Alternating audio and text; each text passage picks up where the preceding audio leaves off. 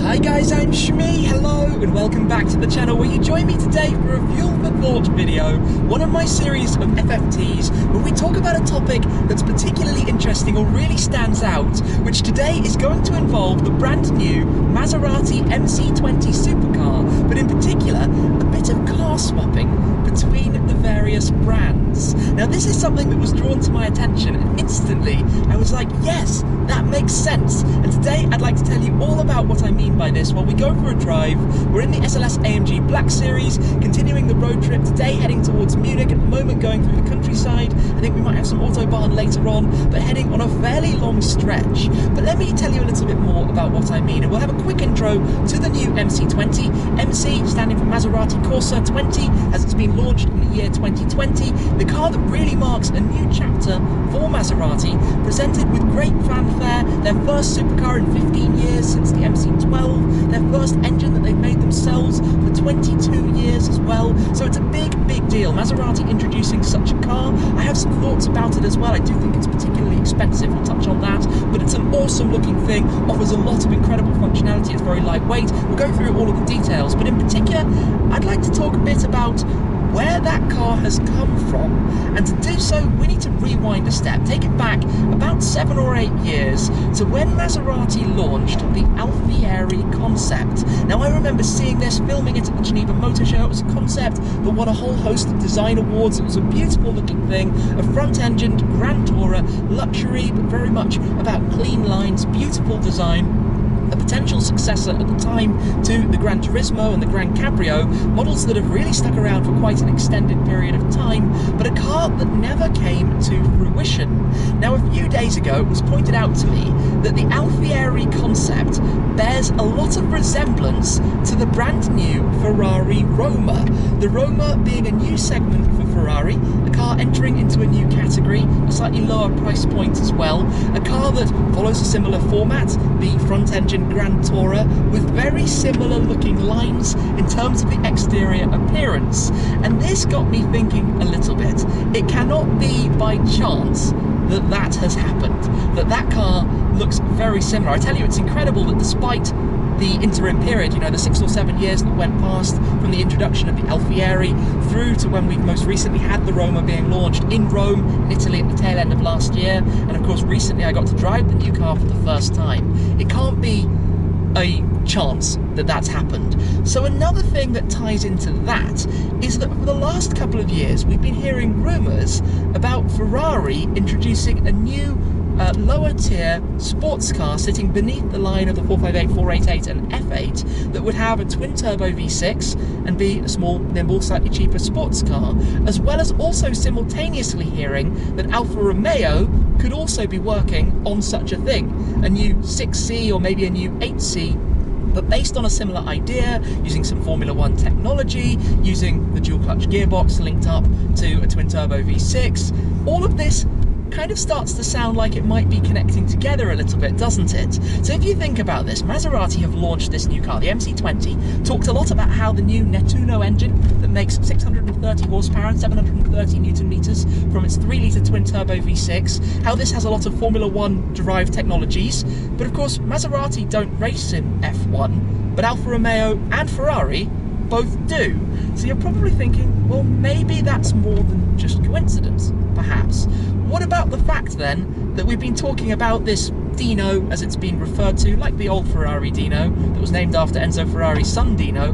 Could that have now become the MC20? And I think that this is probably something that has happened, and it makes complete sense because all of the brands are under Fiat Chrysler in some form. Maserati is entirely under the entire brand, Alfa Romeo of course as well as part of Fiat, Ferrari not so much anymore. The brand became its own thing a few years ago, but obviously still is part owned by the same family, and it all basically connects together in some form. So you can see how the designers of these various companies, all in Italy, might in some form work together on these different projects.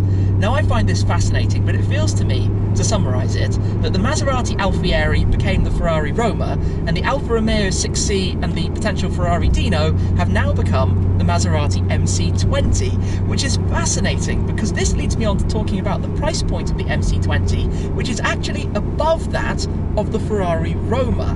Now, the Ferrari Roma, as I drove it, is a wonderful, wonderful thing. I thought it was a brilliant car, and to be honest, I was very, and am very keen to perhaps work out if I can add one to my garage. I think it would be an amazing thing. It's just a really sporty and exciting road car, which is sometimes something that gets a little bit forgotten. It's a car, as we drop some gears and get some noise out of it, it's a car that is great to drive in a more normal road environment. The MC20, though, is Maserati's supercar. You know, it makes 630 horsepower, it's built around a carbon tub, carbon body panels, carbon pretty much everywhere, just under 1,500 kilos of weight. You know it's going to get a move on. Everybody says that it's going to be fantastic to drive as well, but that it's got this Ferrari characteristic. For example, I imagine rather like the Alfa Romeo Giulia Quadrifoglio. You remember when Alfa Romeo completely rebranded themselves about 5 years ago? They enlisted the help of former Ferrari engineers, which gave that car even more spice, even more excitement. The gear shift feel, the dynamic driving settings, it all felt like it had a bit of Ferrari character, and if the MC20 does that, I can be sure that it's going to be a pretty fantastic thing to drive. But the fact that it's, in the UK at least, I believe £187,000 is the base price, puts it about £10,000 ahead of the Ferrari Roma, which is quite an interesting flip reverse. It's a big price step up for Maserati, setting them into new territory in terms of the positioning of their cars against other manufacturers. But it's also interesting to go above a Ferrari in this respect, because traditionally the Maseratis have always sat slightly beneath. Now, as we do actually come out here, I'm going to pop this car into manual mode, drop some gears, because we can accelerate, and hey, it's a beautiful thought. So it would be wrong not to enjoy some of that for a moment. This car is so good in this kind of driving environment, just out in the countryside, enjoying the beautiful weather on a lovely day. So yes, I think the MC20, when you consider some of the numbers behind it, perhaps the price point is at the very high end. You know, a McLaren 570S, which I guess is the closest competitor, twin-turbo V8, 570 horsepower instead of 630, but also about 100 kilos lighter, which pretty much equates that in the grand scheme of things. They came in at around £145,000, so about £40,000 less base price. Obviously, you can spec all of these cars up to your heart's content. The Roma as well, obviously, as we said. In fact, you can actually pick up a McLaren 720S realistically with some bargaining for less than the MC20, which feels like a class above. It feels like the category above in terms of car. Now, this isn't the first time that manufacturers work together. Obviously, there are the likes of the Toyota GT86 and the Subaru BRZ. We've got the Lamborghini Huracan and the Audi R8. Obviously, Audi and Lamborghini part of the Volkswagen Group. That's no surprise. And obviously, in other models, if you take the Volkswagen Group on a wider scale, you have everything. The Bentley Bentayga, Lamborghini Urus, Audi Q8, Porsche Cayenne, everything. They're all based on the same frame, the same chassis, the same part sharing. It makes sense, right? It makes complete sense. But this is slightly different when it comes to the fact that it's the actual design of the car.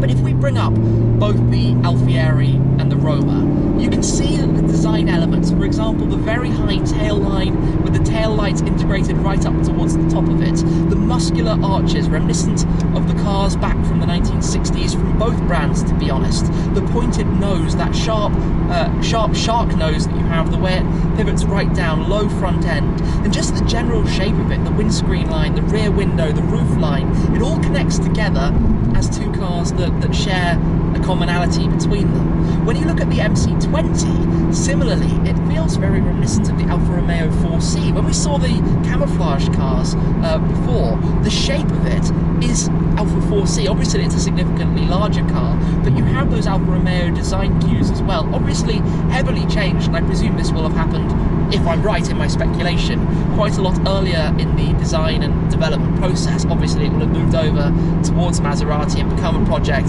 that they're working on, as opposed to Alfa or Ferrari. But I do find it quite an interesting thing to just look at overall, and I don't know what you guys think about this. Had you considered this thought? Obviously the car now has the trident built into the shape of the rear window at the back, which looks really, really, really nice, very cool detail. It has an 8-speed auto gearbox. It's all the power going to the rear wheels. It sounds like a great combination and overall setup, and I look forward to filming one in person and hopefully getting a drive at some point in the future to be able to share more of what that is like. But it's a car that I guess we've been waiting for a long time. Of course, they intended to launch it much earlier this year. Things had to change considering the global situation, the virus, etc., and pushed the launch delay back quite significantly. Fortunately, given the name MC20, they were able to launch it in 2020. It could have been potentially a little bit awkward if that couldn't actually happen, all things considered.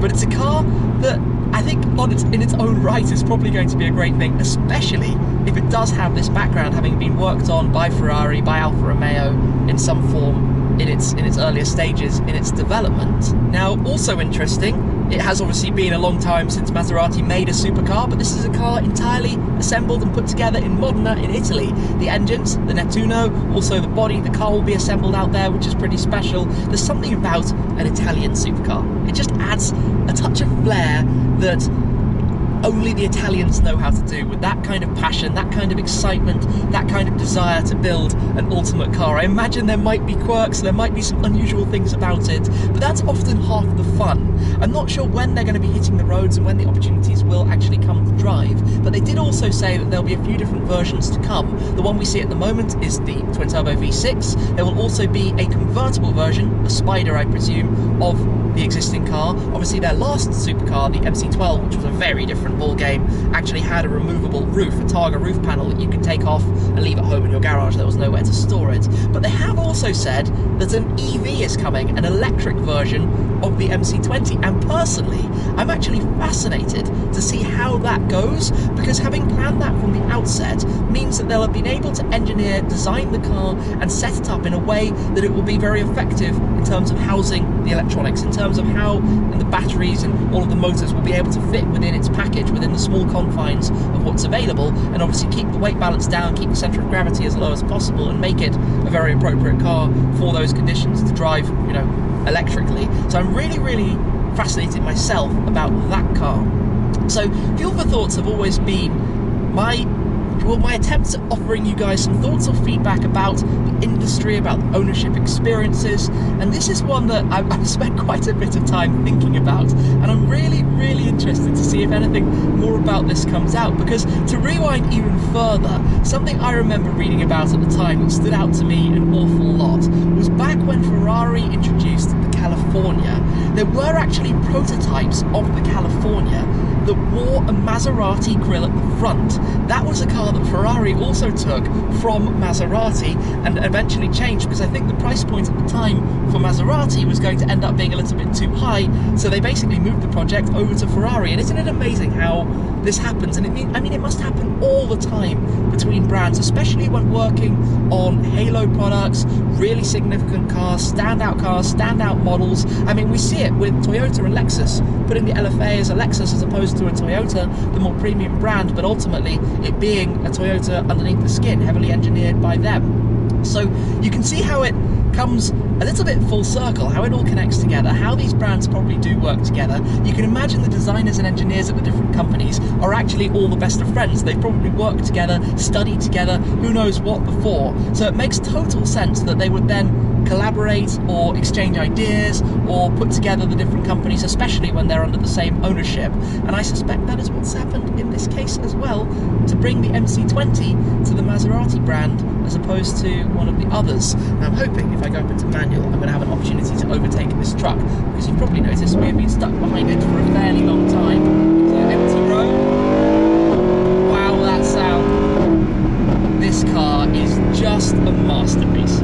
I love driving it, having so much fun out on the road, long extended road trip with the SLS Black Series. And today, like I said, we've actually got, I think, about a 250 kilometre drive, just out in beautiful sunshine, enjoying it every bit, having some muses about the MC20 along the way.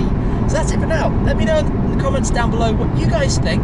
Is it likely that this is what's happened? Have the car companies swapped? Has the Dino become the MC20? Did the Alfieri become the Roma? Had you considered this? Had you thought about it before? I'd love to hear some of your thoughts as well. Like I say, all speculation on my behalf. What it feels like just looking at the cars and getting a feel for what might be going on behind the scenes with the way the companies work. For now though, thank you very much for watching, guys. Please do subscribe for plenty more, and I'll catch up with you again very soon. Cheers!